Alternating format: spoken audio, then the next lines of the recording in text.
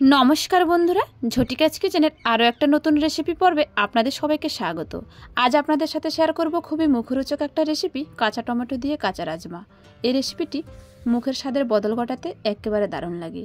এই সময় সিজন চেঞ্জে আপনার সকলেরই শরীর খারাপ হচ্ছে, তাতে আমাদের মুখের স্বাদ একেবারে পাল্টে যাচ্ছে। আর মুখের স্বাদটাকে ফিরিয়ে নিয়ে আসার জন্য অপূর্ব স্বাদের একটা রেসিপি আপনাদের সাথে শেয়ার করব। আশা করছি রেসিপিটি ভালো লাগবে। চলুন রেসিপিটি দেখে নিই। রেসিপিটি তৈরির জন্য একটা আলু কেটেছি সরু করে, আর একটা কাঁচা টমেটো, সাথে আছে রাজমা। রাজমাটাকে ভিজিয়ে খোসা ছাড়িয়ে নিয়েছি। তারপর কড়াইতে সর্ষের তেল দিয়েছি 1.5 চামচ মতো। ফোড়নে দিয়েছি 5 ফোড়ন। 5 ফোড়ন দেওয়ার পর কেটে রাখা আলুটা ফ্রাই করে নেব।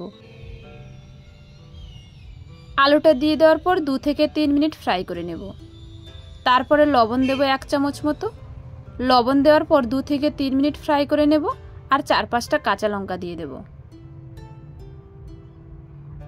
মশলা বাটার ঝামেলা ছাড়াই খুব অল্প উপকরণে দারুণ মুখরোচক একটা রেসিপি। মুখের স্বাদ ফেরাতে এই রেসিপিটির জুড়ি মেলা ভার। 4-5টা কাঁচা লঙ্কা দিয়েছি। এরপর আরও একটু সামান্য কষিয়ে নিয়ে আমি দিয়ে দেব 1 চামচের মতো হলুদ গুঁড়ো। হলুদ গুঁড়ো দেওয়ার পর আরও 2 থেকে 3 মিনিট আলুটাকে ফ্রাই করে নেব। আলুটা খুব পাতলা করে কেটেছি, যেহেতু কাঁচা টমেটো দেব। আলুটাকে তাড়াতাড়ি সেদ্ধ করার জন্য প্রথমে বেশ ভালো করে ফ্রাই করে নিচ্ছি। আলুটাকে ফ্রাই করে নেওয়ার পর কেটে রাখা কাঁচা টমেটো দিয়ে দেব। কাঁচা টমেটো দেওয়ার পর 2 থেকে 3 মিনিট ফ্রাই করে নেব। আর এদিকে আমি খোসা ছাড়িয়ে রেখেছি রাজমা। আলুটা অনেকটা ফ্রাই হয়ে এসেছে। এরপর কাঁচা টমেটো দিয়ে আরও 2-1 মিনিট নাড়াচাড়া করে নেব। কাঁচা লঙ্কা, কাঁচা টমেটো আর কাঁচা রাজমা, অপূর্ব ফ্লেভার আসে এই রেসিপিতে। রাজমা দিয়ে দেওয়ার পর 2-1 মিনিট নাড়াচাড়া করে জল দিয়ে দেব 1 গ্লাস মতো। তারপর আলু এবং রাজমাটাকে ভালো করে সেদ্ধ করে নেব। একদম কম মশলায় মুখরোচক একটি রেসিপি। আলু সেদ্ধ হয়ে যাওয়ার পরে দিয়ে দেব ধনেপাতা আর একটু সামান্য সবজি মশলা গুঁড়ো।